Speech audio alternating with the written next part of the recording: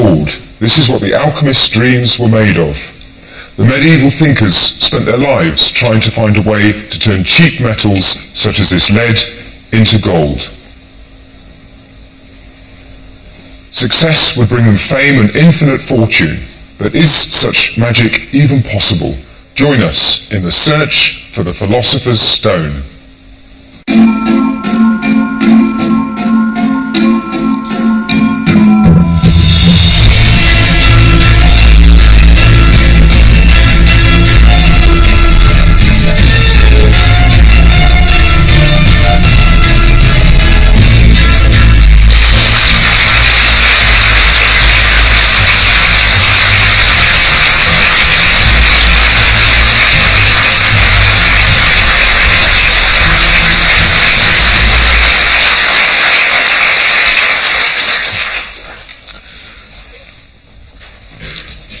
The alchemists were obsessed with the idea of producing a philosopher's stone, a magical rock or powder that could turn metals into gold. There are even stories of espionage, kidnap, and even murder in a bid to steal the secret of the stone. But what about the gold I just made?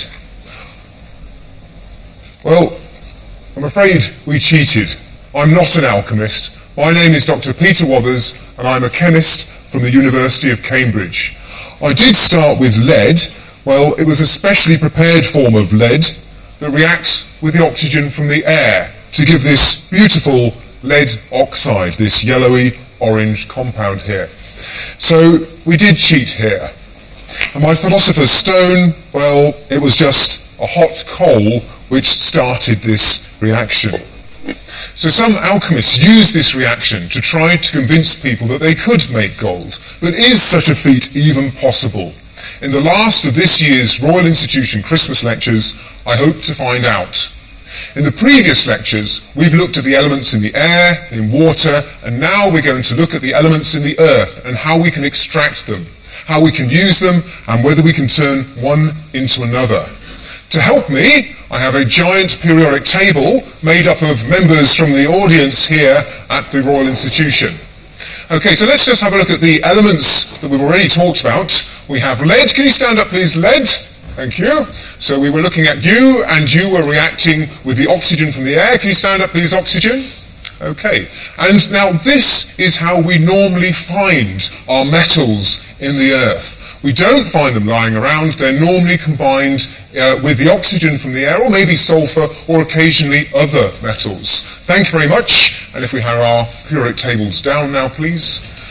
But occasionally we can find metals just lying around, and the classic case is gold. Where are you, gold? Now you are so special because sometimes you can be found just lying around. In fact, here's a piece of you here. This is a gold nugget. Thank you, periodic table, at ease. So this is pure gold, and it can be found like this in nature. In fact, this is how it is normally found. Now, the remarkable thing about gold is it doesn't change over time. So you could leave it for tens, hundreds, even thousands of years, and it will still have this beautiful appearance. Now, I've got a very old piece of gold to show you now. Would you please welcome from the Museum of London, Muriel Jeter.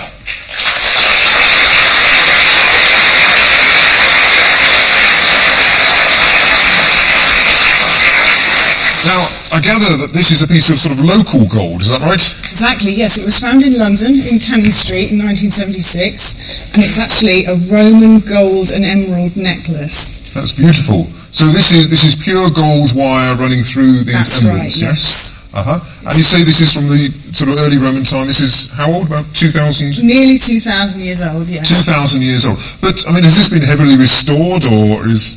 Been given a bit of a clean to get the mud off. But just the mud off, and the gold itself was looking just like this. Exactly, that's why it's so wonderful. I mean, this is, exactly. I mean, for me as a chemist, I think this is incredible that you can find gold just in this state, and it doesn't tarnish over time. It doesn't combine with oxygen or water or anything. This is how you find it.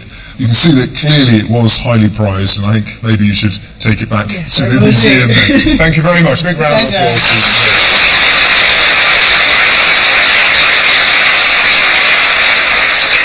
So this has lasted so well because, I mean, it was so highly prized, so valued there, but also because it didn't change over time.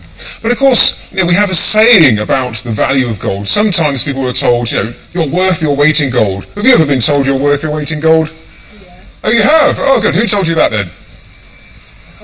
Can't remember, but yeah, probably your parents, yes. Maybe we should ask gold. So where's gold sitting? Are you gold? Yes? Okay, have you been told that you're worth your weight in gold before? They've told you this, have they? Well, I think we should see just how much gold that would be. Would you like to come down to the front, please?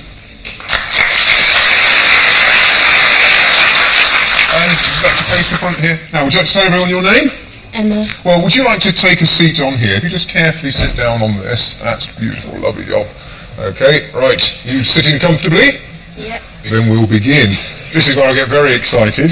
This is all real gold, and it's pretty good stuff actually. Have you ever held a big block of gold before? No? Well, have a feel of this. That is pretty exciting, isn't it? Don't you think? Would you like to feel this as well? I'm afraid I can't let everybody have I know, it's amazing, isn't it? And this is actually, it's about the same as 6 large bottles of fizzy pop. Now, I'm just going to put this on here. Okay, I think you need more than that. Well, let's keep going. Let's put this one on. It really is pretty good stuff, this. Oh, this is 24 carat pure gold. And this one here, more still. Oh, not quite, no. Okay, let's try this one.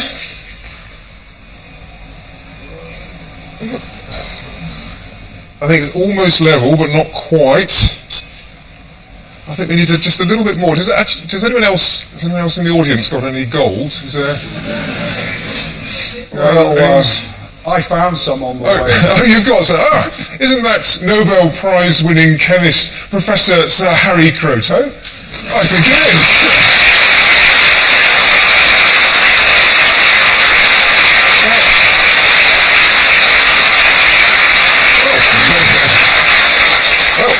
So what exactly, I think I might know what this is, but is this really your Nobel Prize? Yes, they give them away. They just give them away. But this is solid gold, isn't it? It's solid gold. It's solid gold. I think it's... And I want it back. Oh, well, of course, Harry. Yes. I trust you. Oh, thank you. Yes, right. Right, anyway, maybe this is just what we need. So let's just try that on there. Oh, I think that's pretty well balanced now. I think that's quite amazing. I think this is 43 kilos of gold and 1 Nobel Prize. So thank you very much. It's a big round of applause. Just stand right behind us. Well, thank you, Professor Kroto, for saving the day there. Now, this is quite amazing. So 43 kilos, but it doesn't actually look too much there, does it, Emma? What do you think? It's not. It's quite, as you say, it's very dense, and this is why it doesn't actually take up much space. If you were made of gold, you would weigh 800 kilos, which is about as much as a small car, which is quite a lot, really, isn't it? So that's pretty impressive. But how much do you think this is worth? How much do you think? Have a guess. Quite a lot. I think you're right there. It's actually quite a lot. Yes. Anyone have any other ideas from the audience? Anyone shout it out? Yes. 1 million. Actually, you're not far off, but it is even more than that. This is about £1.5 million worth of gold just sitting here, which is pretty impressive, isn't it? Okay, so right then, now, if you just stay where you're sitting, please, I need to unload this first of all. So I'll just take that, and so just going to put these over here. There's a few little bits left. And there we are, that's fantastic. Okay, thank you very much, Emma. Big round of applause.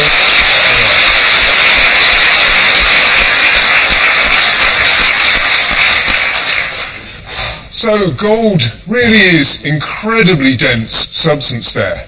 But actually, it's not the densest element. So can we just have cards up for a second, please? That honour goes to osmium. You are the densest thing in the universe. Well, at least on Earth. Did you know that?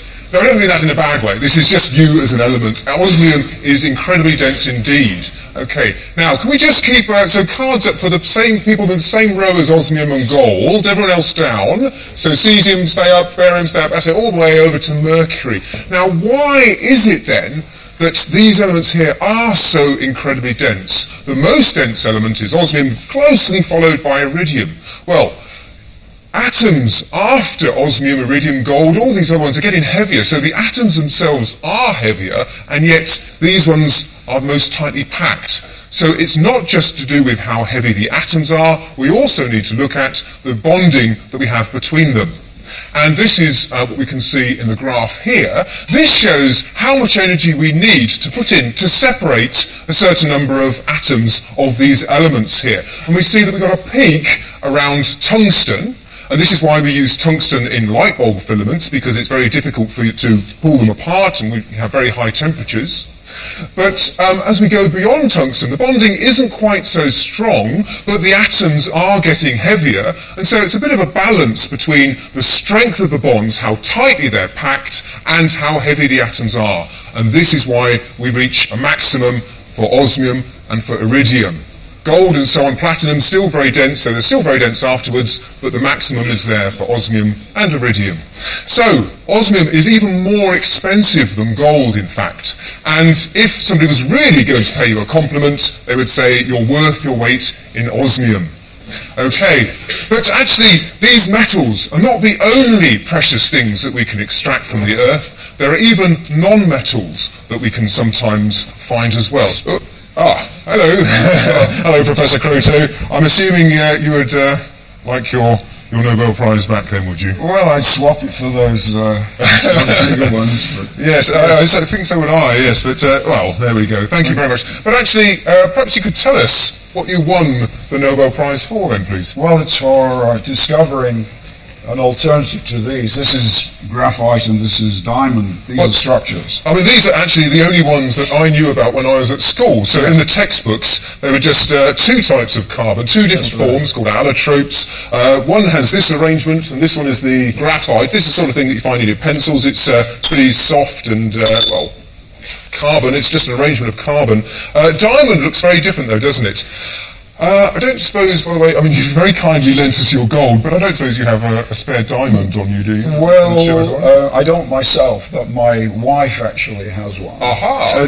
You don't want to take that as well, do you? Well, I get it back. Thank you, Mrs. Croteau. Of course, yes, you can trust me. Right. Okay, this is beautiful ring here. It's sort of an engagement ring or something. It's really quite lovely.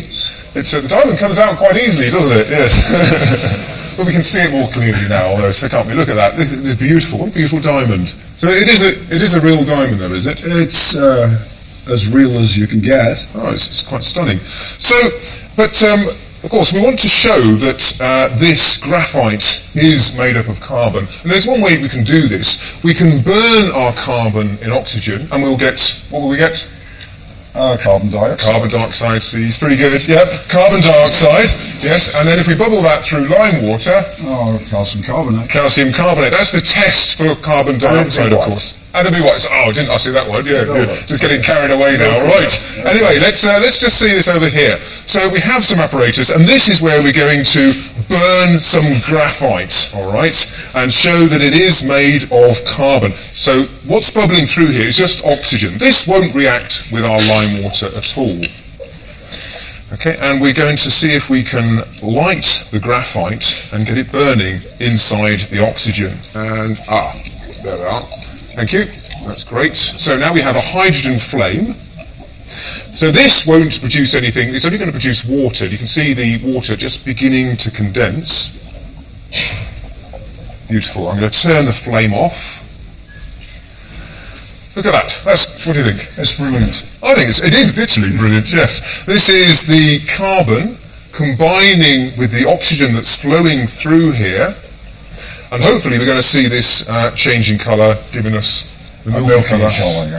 Showing that there's carbon dioxide present.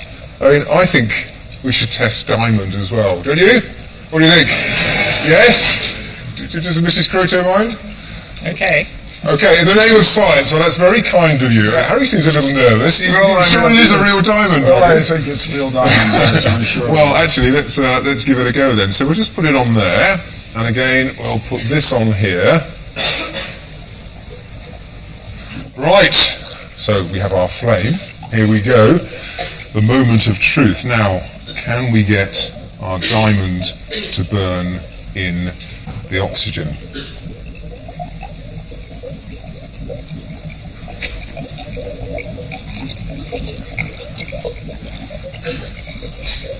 I think that, look at that. I hope you can afford to pay for that. Well, the good news is, Harry, it is a real diamond. Okay? I think this is absolutely stunning. I mean, that diamond there is, it is burning in oxygen. It's combining with the oxygen of the air. Have you ever seen a diamond burning like that before? No, I haven't. No, it is quite stunning to see, isn't it? Yeah. And remember, there are no flames coming from this, so this is just, again, the heat of the reaction as the carbon combines with the oxygen that's present flowing through here, forming carbon dioxide. Oh, that is absolutely stunning. Just look at that. It's glowing all by itself. It's absolutely brilliant. I think that's amazing. And look, our carbon, our lime water is going milky. It's the most expensive lime water I've ever seen. Actually, I think you're probably right there. It really is the most expensive lime water that you've ever seen.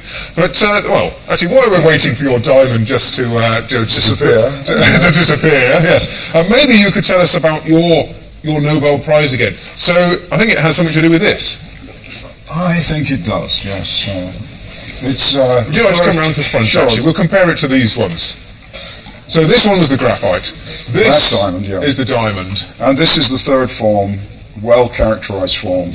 And it consists of 60 carbon atoms in the shape of a soccer ball. And it was such a fantastic surprise when we discovered it. And one of the clues to its structure was Buckminster Fuller's geodesic domes at Montreal. We had visited that, and I remembered it. It was in a book of mine. And when we were trying to work out how a sheet of graphite like this, or a graphene sheet, might close up, what we discovered is it could close up if it had 12 pentagons. You cannot close a sheet of hexagons up. It won't close up. But if you have 12 pentagons, it will, and you're all familiar with that in the case of the normal soccer ball with 12 pentagons, black pentagons, and 20 hexagons. And that's the magic that Buckminster Fuller knew, and other people as well. And I called it Buckminster Fullerene because there are double bonds as there are in benzene. So the ene ending was just a beautiful sort of ending to a great name. So since my time at school then, the textbooks have to be rewritten with a new form of carbon discovered by this chap here. I think that's and colleagues in the States, okay. And your co-workers in the States. Okay. We should have another look at your diamond here. It seems to have decreased in size. But I think we should come clean. Don't worry, we didn't destroy Mrs. Croteau's engagement ring. I mean, that really would be quite harsh. This it's a pretty low-grade diamond. It still looks pretty good to the naked eye, but actually the experts say it's not very valuable at all. But it is a real diamond, and it is combining with the oxygen here, and I think that's a pretty stunning reaction. So thank you, Professor Croteau, for coming in. It's a real privilege to have a Nobel Prize winner here helping out with experiments. Thank you very much. Thank you.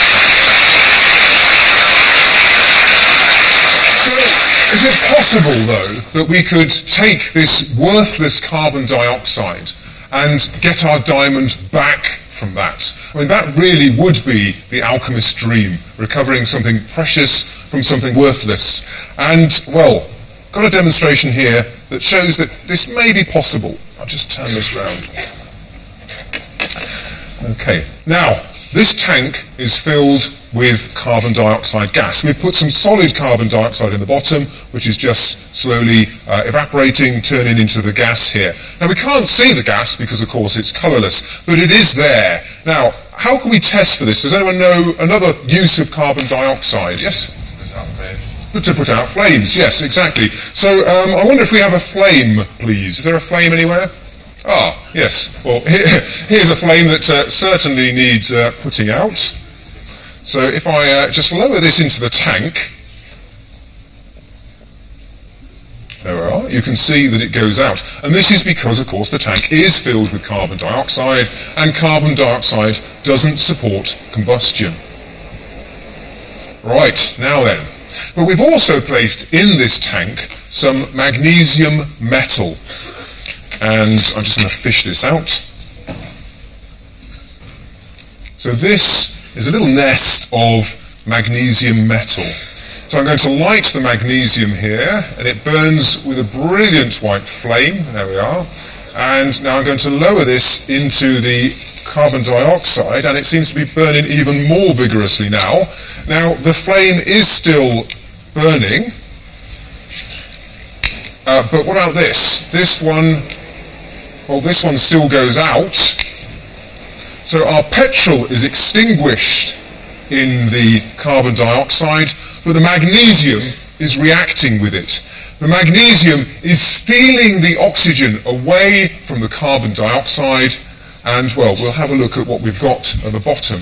But let me take this out. So you can see magnesium oxide covered over what was the magnesium here. But look in the centre. What we've now got is black carbon. So the magnesium removes the oxygen, leaving behind the carbon from the carbon dioxide. So we can get our carbon back from the carbon dioxide, but, well, it's not a diamond yet. Is it possible to turn that carbon into a diamond? Well, actually, this is what happens deep within the Earth. And this is a diamond in a rock, just as it would have come out of the Earth. This is really quite beautiful indeed. So deep within the Earth, the carbon is heated up and compressed with huge temperatures, huge pressures, and the carbon that we saw there, the black carbon, is converted into diamond. Now, recently, chemists have learnt how to copy this process, how to turn graphite or other forms of carbon into diamond. And I'd like a volunteer to help me out with this one, please. Yeah, in the checkered shirt, that's lovely. Would you like to come down to the front, please? Okay, let's come round to the front. Right, now, your name is? Lewis. Lewis, okay. Now, this is a diamond. Would you like to just hold this? What do you think? Are you impressed? Yeah. Yeah, looks like a piece of glass, though, doesn't it? Yeah. But it actually really is a diamond. And this is a synthetically grown diamond. And this has been prepared, well, not from the high temperature, high pressure system that we can also use. This is a technique called chemical vapor deposition, where the diamond is gradually built up layer at a time. Now, I'd like you to take this, well, not keep it, but take it over here, bring it over here, and just sort of see, just place it on top of, this is a crystal, this is some ice here. Just note, hold it like this, that's it, like that. Then just put that on top of there and just sort of push through this ice. Now, how does that feel? Cold. Cold. It feels very cold. And what's happening? Water's coming off. I mean, this is ice. This is solid ice, and it seems to be going. You've chopped all the way through this quite cleanly there. So, as you say, it's got very cold. Yeah. Do you know why it's got cold there? No idea. It's used your energy to heat up this block of ice. So yes, you're getting cold because it's taken the energy from your fingers here. So let's just try this again. If I just put this on here, it actually it slices through like butter. It's really quite amazing. It just feels very strange, does it? And I'm not sawing. It's not cutting because it's hard. It's cutting because it's a very good conductor of heat. Quite remarkable. So cleanly through this block of ice. Feels very strange, doesn't it? Okay. Well, thank you very much. Thank you for that. So that remarkable property of diamond was because it's an incredible conductor of heat. Now, to demonstrate this, to explain why this is so, I'd like some other volunteers, please. I'd like 6 people. So if we have, in fact, all of you, 6 of you, if you could come down to the front, please. So in a row, facing the audience, okay, keep going, in a row, in a line. Okay, sit next to each other. Now, I'd like all of you to face that direction, please. So turn around, face that way, and just close up a little bit, just a little bit friendlier than this. Just move up, just come this way a little bit, please. That's lovely job. Yep. Now just close up there, and put your hands on the shoulders of the person in front. So face that way. Look, that's good. Okay, very good. Now, at the moment, these are all pretty weak bonds between here. And watch what happens when I give a bit of energy this way. Just sort of don't do anything. Just behave normally. So Lucy. Can you feel anything? But it was very difficult to get this energy through there, and this is because of all these weak bonds. Now, what I'd like you to do is to spread yourselves out a little bit more and hold arms with very rigid arms here. So you just need to spread, maybe work, rigid, straight arms, that's it, rigid, straight arms, good. And now I'm just going to do the same thing again, just give you a jolt that end, and now you can see that you're certainly moving, yes? Okay, so thank you very much indeed. Thank you for all your help there.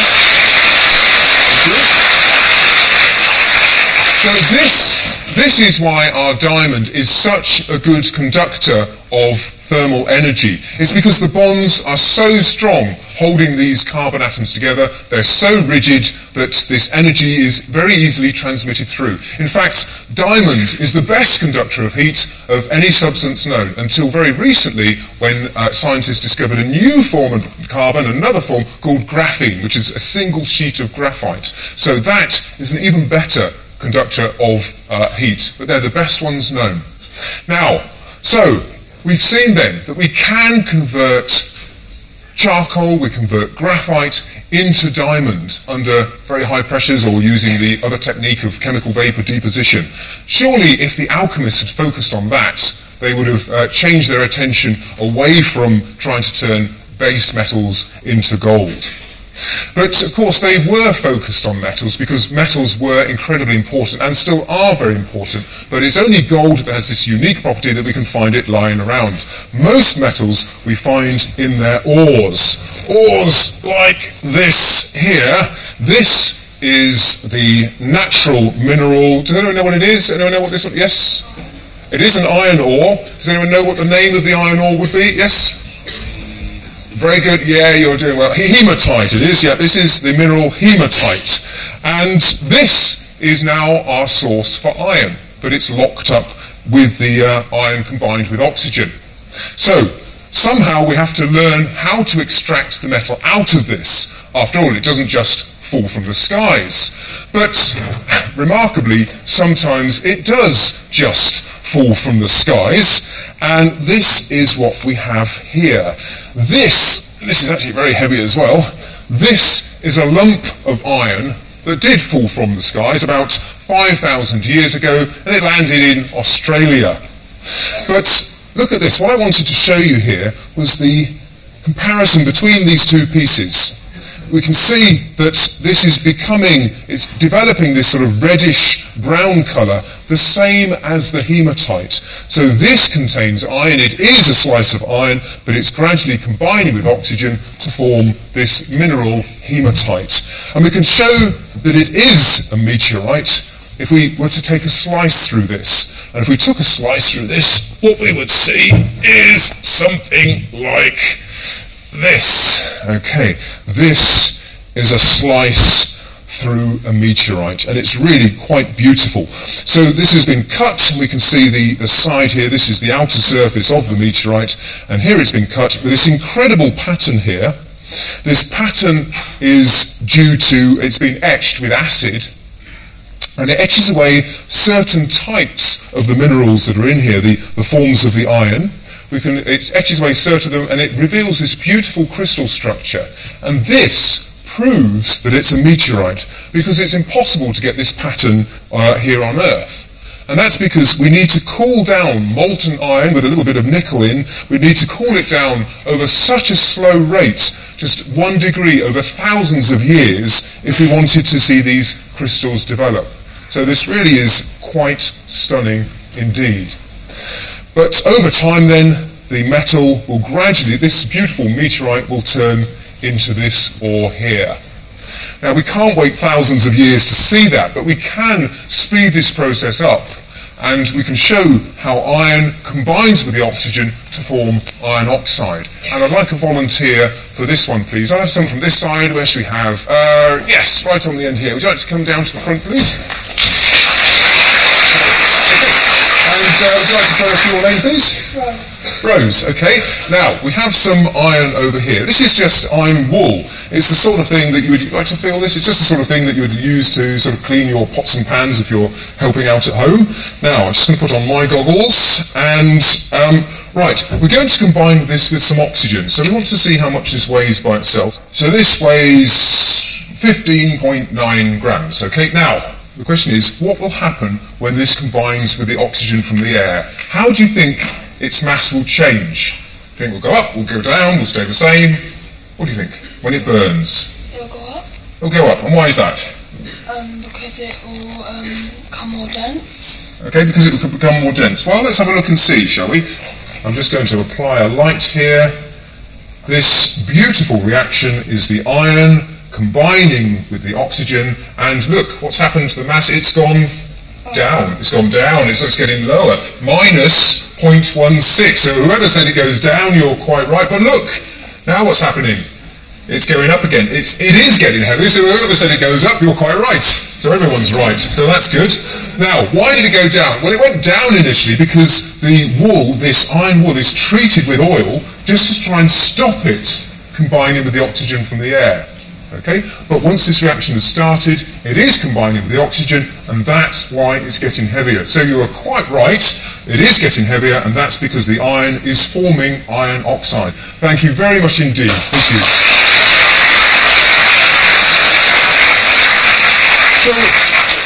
So iron is pretty reactive stuff. It reacts with oxygen, and this is how we would normally find our metal, combined with oxygen. But what about if you couldn't extract the iron from this? What about before we knew how to do this? Well, the only iron that we would have had would have been iron from a natural source, such as this meteorite. And this sort of iron was used to make tools and so on. And I think we have an example of a tool using some natural iron here. Would you please welcome Dr. Caroline Smith from the Natural History Museum.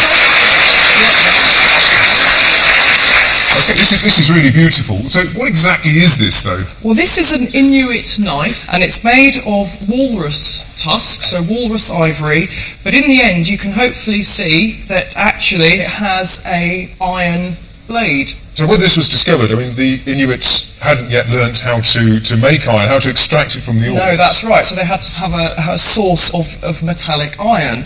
And at the time, it was thought that the iron in this knife was actually from a meteorite called the Cape York meteorite, which is a very large meteorite which was found in Greenland. And this knife actually came from Greenland. But we're not actually sure that's right now. We think it might be from somewhere else. So I gather then that you've performed an analysis on this, and more recent research at the museum suggests that, well, you're beginning to question whether this is a meteorite, but it has to be naturally occurring because they didn't have the technology. Exactly, they didn't have the technology to extract iron from things like hematites. They had to have a source of native iron, of metallic iron.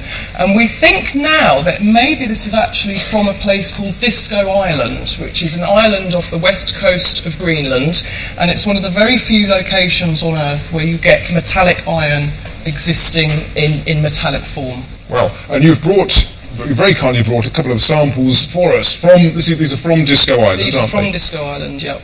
Okay, and they look quite different, but this one clearly looks very metallic. So we can see this here, it's got a sort of quite a shine to it. It's quite a heavy specimen. It is very heavy, yeah, so this does look like a piece of iron.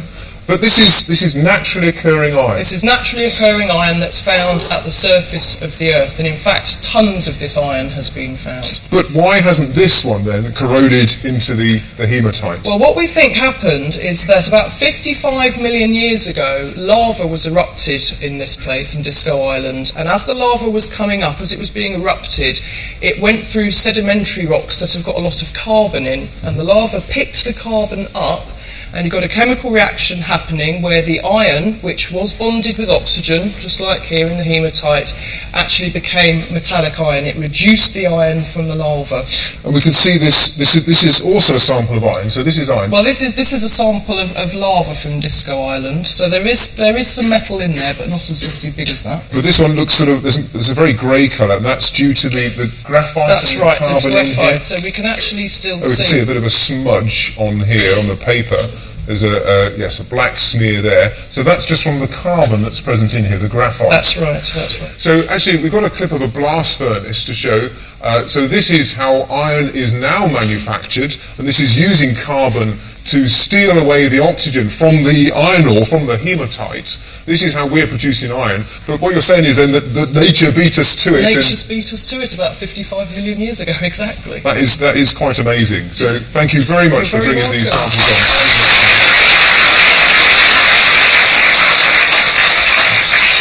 Now, I really wanted to produce some molten iron for you here in the lecture theatre, but clearly we couldn't bring in a blast furnace, so we had to think of another way to do this. Now, we can learn from what we did earlier, actually. Remember when we used the magnesium metal to steal the oxygen away from the carbon dioxide? Well, we can do the same thing now with our iron oxide. We can use a more reactive metal, and we're going to use the metal aluminium. And you may be wondering why there's a safe under here. And, well, this is because, well, we have a bit of an embarrassing story here. We accidentally locked Andy's Christmas bonus in the safe. Yep. And, well, we tried getting into this safe, and it's a pretty hard thing. It's made of, this is pretty solid stuff, isn't it? Yep. And we can't really get into this, but the energy generated as the oxygen is taken away by the aluminium to form iron should be enough to get in here. So actually, can we just have a little look in here? Could we get the camera right in, please, just to show what's inside this vessel. So this is made of a very tough form of carbon, so this is made of graphite, and you may be able to see the sort of orangey colour. So that's our iron oxide. It's mixed with aluminium powder, and there's, well, the thing that you see sticking out there is a little bit of magnesium that I'm going to use to start this reaction. So hopefully we should generate some iron and see if we can get through into the safe. Sounds like a good idea, doesn't it? If it's the only way to do it, then well, there we go. Right, now I think we will need a safety screen around this, though. And I'm going to need a glove as well, I think. And Liza, thank you very much. Feeling confident? Yeah, I can't see what could go wrong. What could possibly go wrong? Exactly. Now then, let's give it a go. So, you'll see a bright white light first of all. That's just the magnesium that we saw earlier. That's the magnesium combining with the oxygen from the air. Okay, and we should know when it starts. I think it started now. So this is our little blast furnace here. Oh, look at that. Fantastic. We've got some molten metal there. Can we lose the safety screen now, do you think? I think that would be good, if we can possibly take this off. Yeah, lovely job. Right off the top very carefully. And I'm just going to see if we can give you that. Yeah, thank you. And see if we can pick up this. What have we got here? Ah, yes. That's wonderful. Look at this. So it releases such an enormous amount of energy as the aluminium combines with the oxygen from the iron oxide. And good news, Andy, well, I think good news and bad news. The good news is there's a hole in the top of the safe, but the bad news is there's a lot of smoke coming from outside. Oh, and I think I've just found the key as well. And now he finds the key. So at least we got into the safe. Well done. So thank you very much for that. Well, we formed there, during that reaction, aluminium oxide. Okay, as the aluminium took the oxygen away. And this is how we find aluminium in nature. We find it as aluminium oxide, and here's a sample here. Let's go over this side. So would you like to, what do you think to that? It is light, and this is because it's a very light metal aluminium. But how can we get our aluminium out of this rock? And this, for a long time, was a great problem. And it was only solved when chemists realised they could use an even more reactive metal, and this was the metal over here, the metal potassium. But when this was first discovered, it was a bit of a curiosity. There was this amazing substance, aluminium, And it did have very remarkable properties. And actually, I need another volunteer from the audience. We'll have someone on this side. In the green, would you like to come down? Yes, please.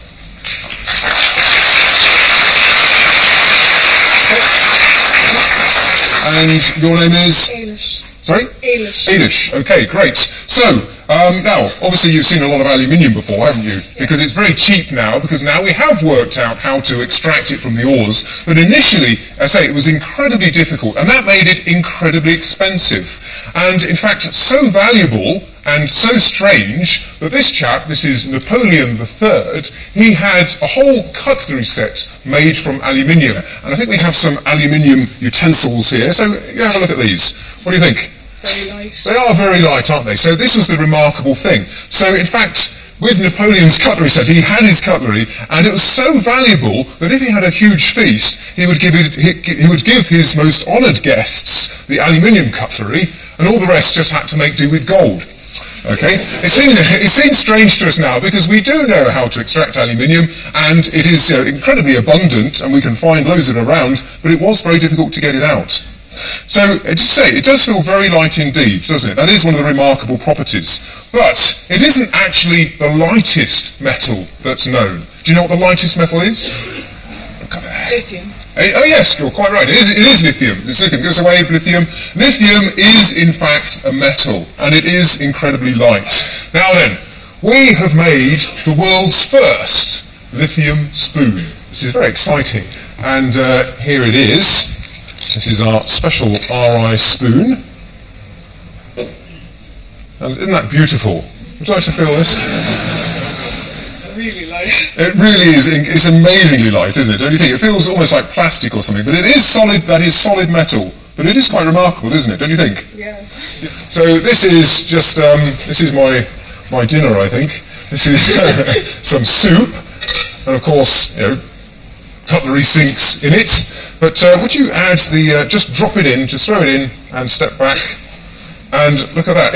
Well, first of all, it is incredibly light and it's floating on the surface, but it's also reacting. I'm going to fish that out. So it's very reactive indeed. I don't think lithium spoons are going to catch on at all, do you? Because it's just too reactive. Explosive. Exactly, too explosive. Thank you very much indeed. We'll have a big round of applause. There's a bit of coughing there, just from some of the reaction there as the lithium combines with the oxygen, as it's reacting with the water vapour. Yes, thank you. So the lithium there, it floats on the surface, it is incredibly light, but it's incredibly reactive as well. I mean, that may be the world's first lithium spoon, but I think it's safe to say it's also going to be the world's last. But it does show how reactive lithium is. And maybe we can use this element to prepare new elements, and we can indeed. So we have a reaction here to generate a new element from silicon dioxide. Now, does anyone know where we find silicon dioxide? Any ideas right at the back? In sand, you're quite right. We find silicon dioxide. It is sand. Now, we've got some lithium in here and some sand. Okay, so we've mixed the two together, little lithium pellets and some sand, and I'm going to heat this up in a moment and see what happens. So this is lithium with silicon dioxide, and the silicon dioxide is, of course, it's a mineral, it's just sand. Quartz, it's the same stuff, silicon dioxide, so sand is smashed up pieces of quartz, and I'm hoping that we should see a reaction take place, and there we are. So this is a very violent reaction again, and this is as the lithium is stealing the oxygen away from the silicon dioxide that makes up the sand. And, well, anyone have a guess at what we're going to make? Silicon. Very good. So we take the oxygen away from the silicon dioxide, and we end up with silicon. Remarkably, this is a single crystal of, well, very purified silicon. And it's very valuable and very precious, and I need to put on some special gloves for this. And It's hard, it's very solid, it's sort of like a metal, and it's incredibly heavy. Actually, I can hardly lift this thing up, but it's grown in this very special way here. I say this is one crystal of silicon. In fact, it has a seam running all the way along the top here. This just proves that it is, in fact, one crystal. And why do people grow these? Or they grow them from the molten silicon. They would keep molten silicon, just keep purifying it, heating it, and allowing it to recool into this rather strange-looking shape. And they do this because they're trying to make these. And this is a silicon wafer. So it's just a sheet of silicon. It's just a slice from this. And these are used to make silicon chips. So this is where it's the same slice of silicon, and then they're sort of etching in and adding other dopants and so on, other reagents to this, gradually building up the silicon chips that we have in our mobile phones and in our computers. So a fantastic use for this element, silicon, the element that we extract from sand. So chemists are always finding new uses for their elements, even though this has been known for well over 100 years, a couple of 100 years. It's only relatively recently we've found out how to use this element to make silicon chips. So far in the lecture then, we've swapped elements around to make different useful materials. We've stolen oxygen from iron oxide to make iron, and we've stolen it from sand. We've even rearranged the structures of carbon to turn graphite into diamond. But what we still haven't done is turn one element into another. That's what the alchemists were trying to do, to turn lead into gold. So is this possible? Can we turn one element into another? Well, yes. This is the process of radioactivity, and this occurs, well, deep in the earth and indeed all around us. Now, can we have our periodic table up, please? And those of you elements who are radioactive, I'd like you to stand up, please. So all the radioactive elements, if you're radioactive, that's all of this front row here. Yes, you're all radioactive. Bismuth, we're not really sure about you, you're a bit unknown, but actually you're so radioactive, you're no longer who you thought you were. You better sit down again. So, what does that mean? Why do you have to sit down again? It's because during radioactive decay, an element changes into another element. Okay, if we have cards down for a moment, please.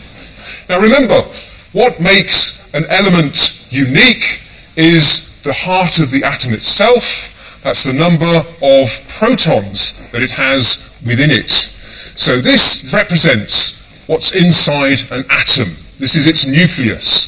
And we'd have to count the number of the red spheres, these represent the protons, to work out what element this is. Well, in fact, this is the element uranium.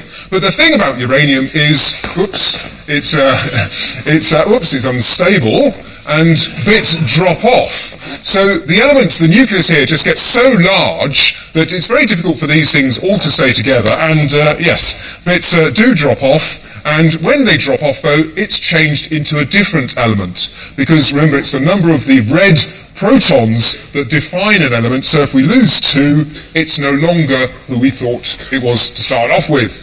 Now, can we find uranium in our periodic table? Where's uranium? Okay, there we are. Would you like to stand up, please, uranium?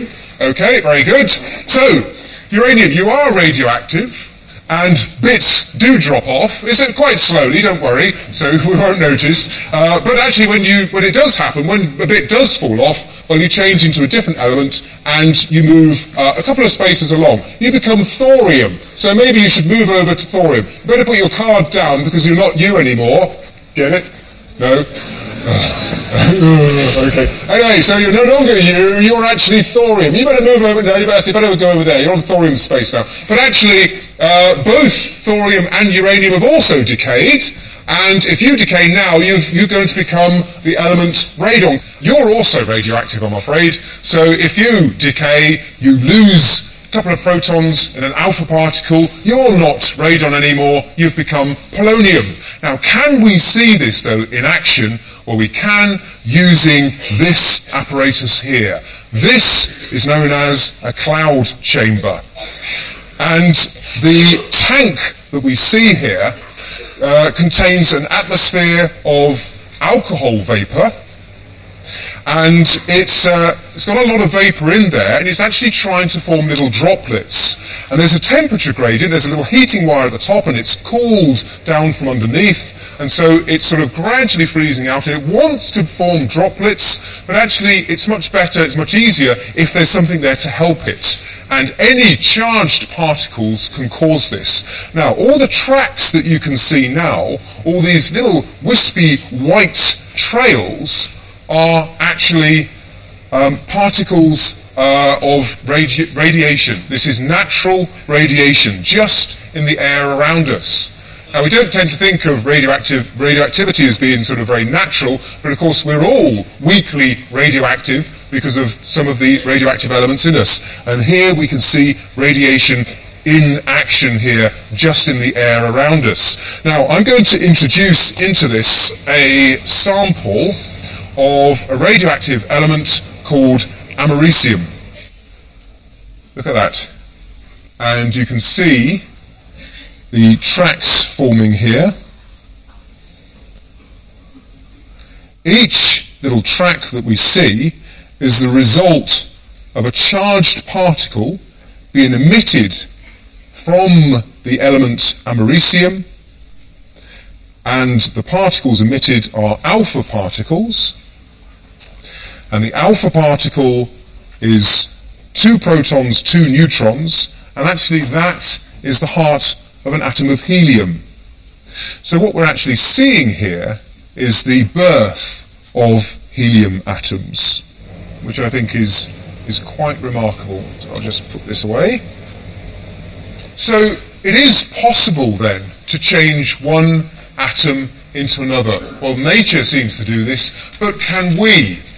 Well, actually it is possible, and one of the first people to generate lots of different atoms was this chap here, Glenn Seaborg. In fact, he even has an element named after him. Where's Seaborgium? There we are, right in the middle of the periodic table here, Seaborgium. So in 1980, Seaborg did an amazing experiment. He took bismuth and he turned it into gold. And this is what the alchemists had been dreaming of. He changed one element into gold. Okay. What he did was take bismuth. Can we just have our periodic table up for a second, please?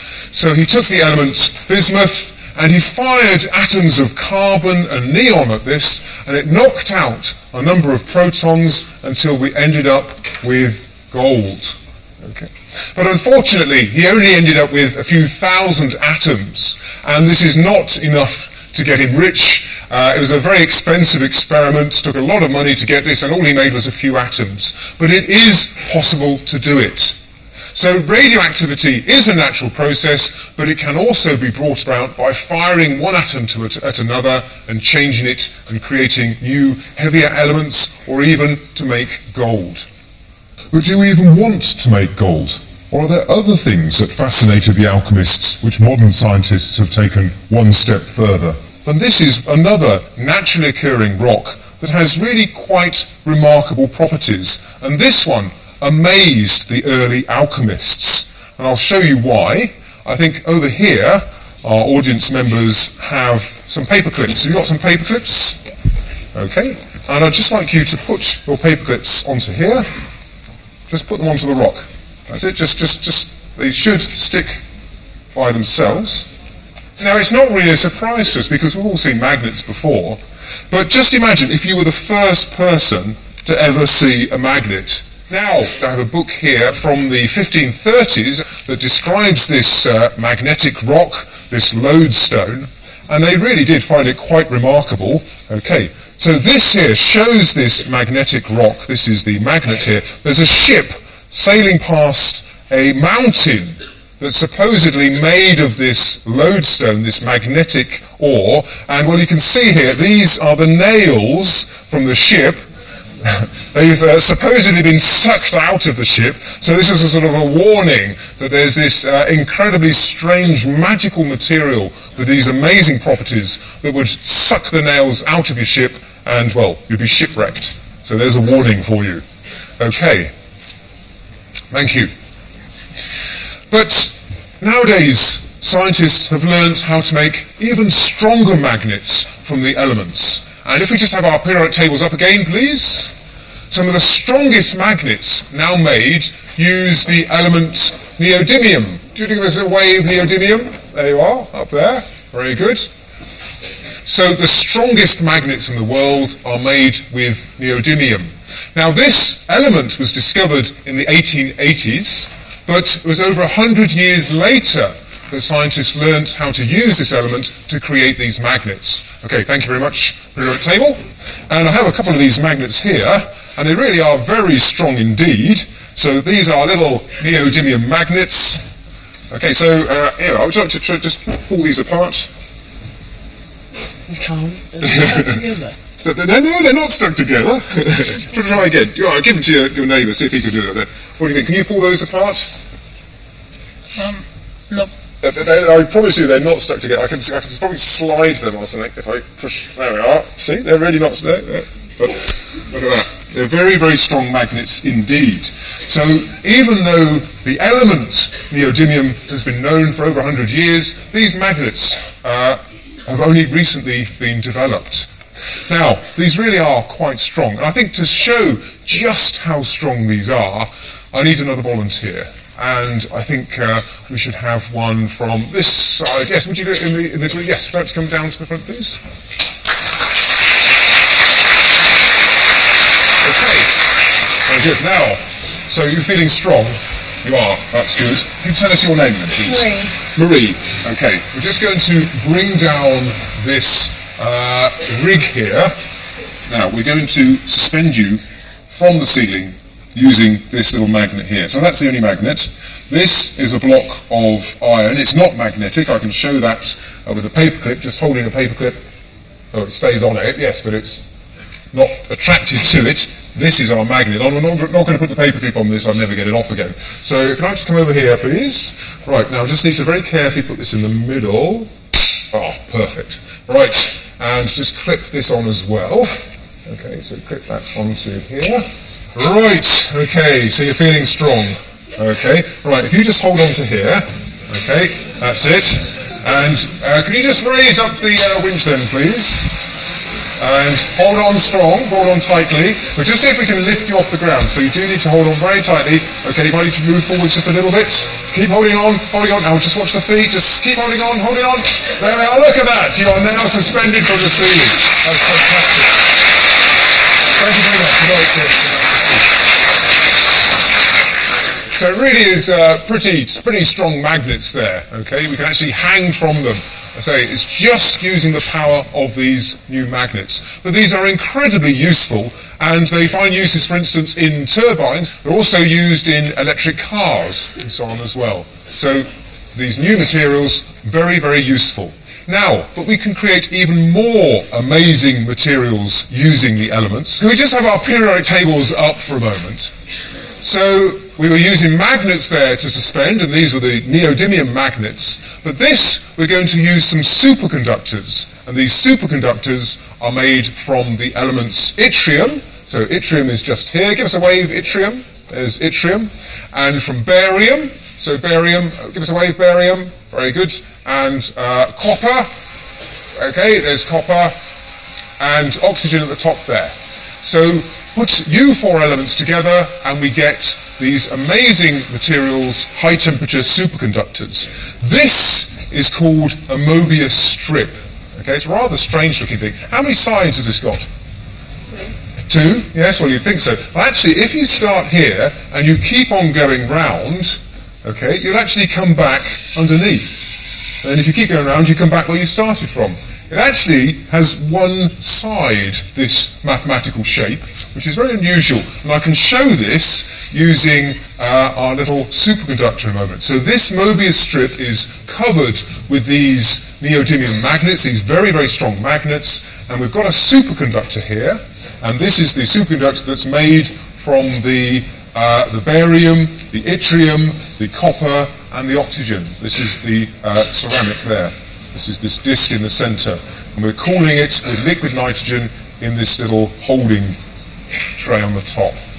And it levitates quite nicely.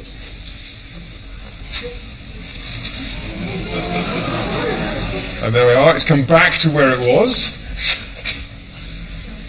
And now it's actually hanging underneath this strip. But it needs to be cooled down, so we're cooling it with liquid nitrogen. That's in order to enable these superconductors to work. They only work at these very low temperatures. So eventually it's going to warm up and it will fall off the track, so you need to catch it when it does fall. See if, you want to catch it! Just pass it to me straight away, please, thank you. That's lovely. Okay, thank you very much. Thank you for all your help there.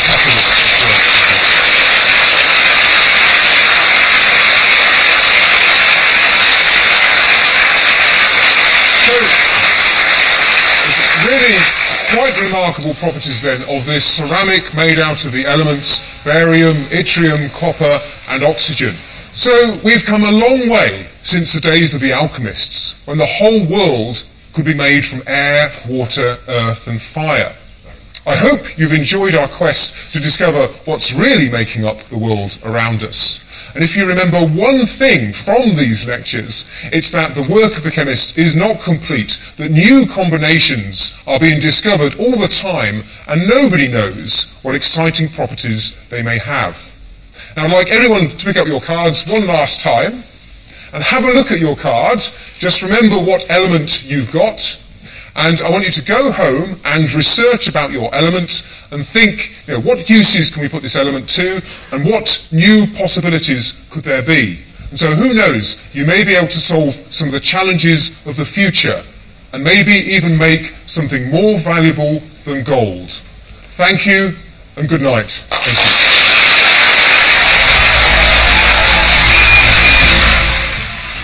Stay with us, there's a trip to Georgia coming up next, home to one of the world's most dangerous roads.